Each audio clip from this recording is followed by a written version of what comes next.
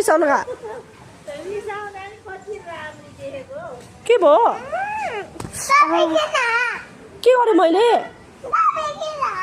आमा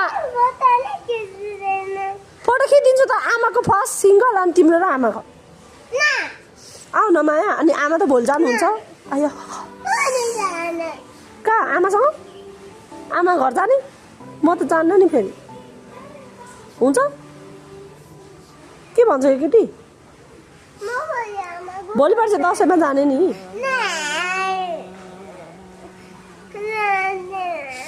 भोलि पर्छ दसैँमा जाने अनि तिहारमा छठमा मानेर आउने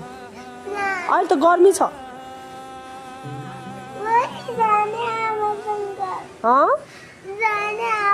भोलि पर्सि जाने ल बस ल